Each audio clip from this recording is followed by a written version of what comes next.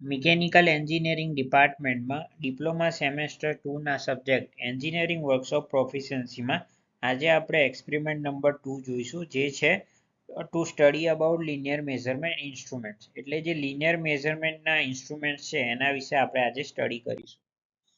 તો સૌથી પહેલા જે લિનિયર મેઝરમેન્ટ ઇન્સ્ટ્રુમેન્ટ્સ છે એ એન્જિનિયરિંગ અને મેન્યુફેક્ચરિંગ ઇન્ડસ્ટ્રીઝમાં યુઝ થાય છે મોસ્ટલી.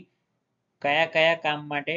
તો સૌથી પહેલા લેન્થ મેઝરમેન્ટ માટે, ડાયામીટર મેઝરમેન્ટ માટે, થિકનેસ મેઝર કરવા માટે, હાઇટ મેઝરમેન્ટ કરવા માટે, ડેપ્થ અને ડિસ્પ્લેસમેન્ટ.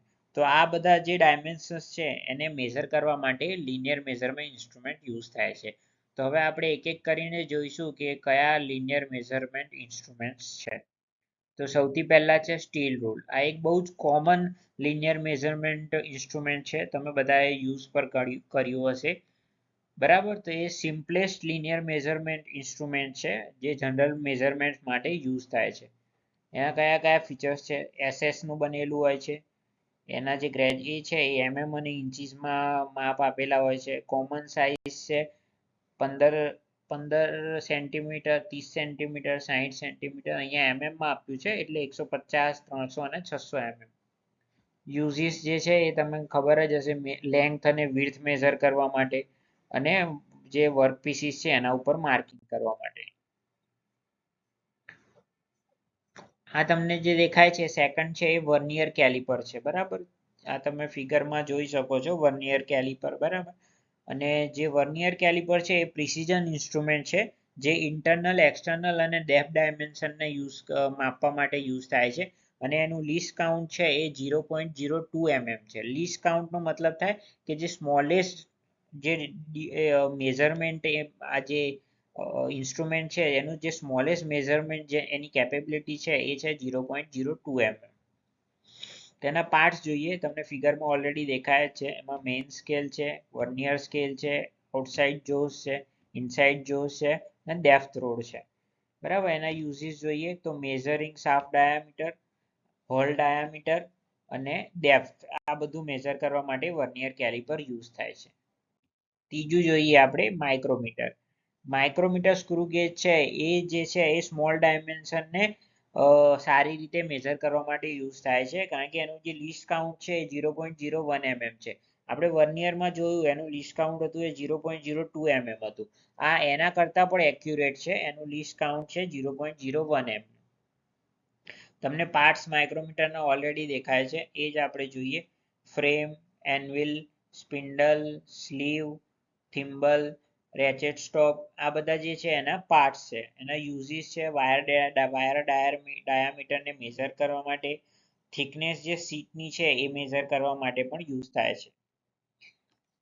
ચોથું જે છે એ હાઇટ ગેજ છે. એના પાર્ટ્સ તમે જોઈ શકે છો, બરાબર. હાઇટ ગેજ છે એ વર્ટિકલ ડિસ્ટન્સને સરફેસ પ્લેટ પર મેઝર કરવા માટે યુઝ થાય છે.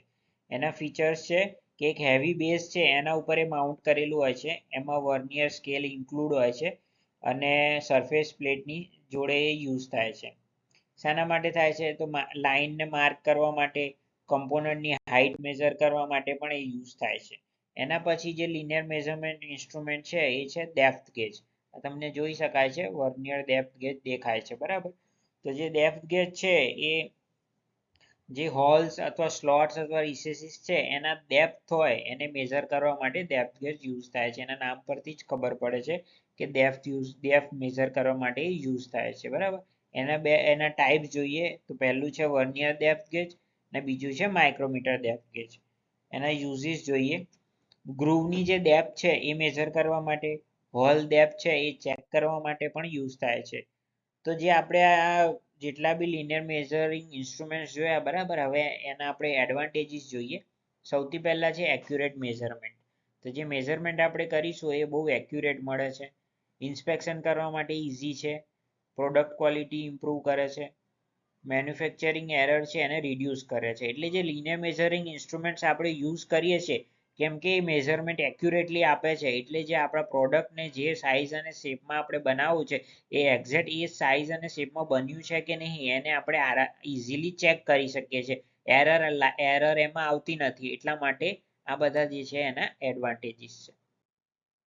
એપ્લિકેશન જોઈએ લિનિયર મેઝરિંગ ઇન્સ્ટ્રુમેન્ટ્સના, તો મિકેનિકલ વર્કશોપમાં, ઓટોમોબાઈલ ઇન્ડસ્ટ્રીઝમાં, મેન્યુફેક્ચરિંગ પ્લાન્ટ્સમાં, ક્વોલિટી કંટ્રોલ લેબોરેટરીઝમાં. આ બધા જે છે એ એપ્લિકેશન્સ છે લિનિયર મેઝરિંગ ઇન્સ્ટ્રુમેન્ટ્સના.